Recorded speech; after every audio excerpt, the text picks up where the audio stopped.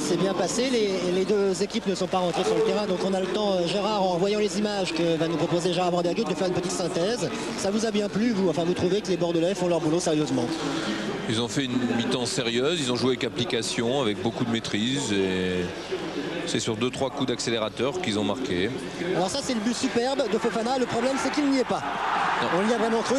Avec le soleil dans l'œil, on avait vraiment cru qu'il y était. C'était pas mal fait du tout. C'était après un quart d'heure de jeu. Zidane avait été contré par le gardien et Fofana avait récupéré. Zidane d'ailleurs est sur tous les coups. Et en particulier sur le premier but, celui-là il est bel et bien accordé par l'arbitre, il est bel et bien rentré. But marqué donc par Zinedine Zidane après 20 minutes de jeu. Et ce sont quelques minutes terribles ça, car les deux actions qu'on vient de voir, c'était entre la 20e et la 25e. Et à la 25e justement, il y a ce centre de Zidane et cette reprise de la tête de Philippe Vercruysse. À l'origine, un très beau 1-2 entre Zidane et Lizarazu, et le centre parfait sur la tête de Vercruysse. Oui, alors Gérard Rouillet, les Bordelais font leur boulot, ils sont professionnels, il ne faut pas de cadeaux, ils n'ont pas à en faire, ils mènent 2-0, il n'y a rien à dire. Donné à Moody. Et Vercruysse a récupéré. Guérit. Fofana. Ah oui, ça n'est pas fallu de beaucoup pour Paille. Attention, nouvelle tentative et cette fois elle est dedans. Elle est dedans.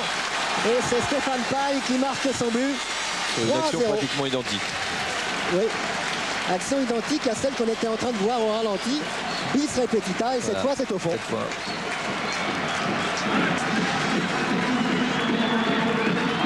Il est récompensé, Stéphane Paille, parce qu'il a été souvent à la pointe du combat et il avait manqué un tout petit peu de réussite jusqu'alors.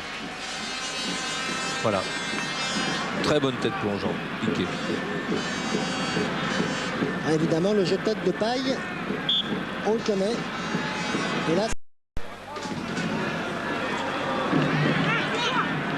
faute, mais avantage. Et ballon parfaitement donné à l'ami Fofana qui marque le 4e but. Hors-jeu. Hors-jeu, il me refuse finalement. L'arbitre n'avait pas levé son drapeau, je ne l'avais pas levé, Gérard, et pourtant il le refuse. Non, il l'accorde. Je crois qu'il l'accorde. Il l'accorde. Les Bordelais étaient allés le voir, finalement il l'accorde. Et ben voilà le 4e. Au départ, il n'était peut-être pas hors jeu. Il était peut-être couvert par le numéro 5. Et je crois bien, Gérard, que c'est Grenet qui donne ce ballon. C'est Grenet qui a résisté à la charge. L'arbitre a failli siffler coup franc en sa faveur. Et puis comme Grenet s'est relevé, il a essayé de jouer l'action, il a eu raison. Et ben voilà, le 4e. Voilà, Grenet, bien bonne inspiration. Qui se relève et qui donne à Fofana. Bonne inspiration de M. Rotisberger qui laisse jouer.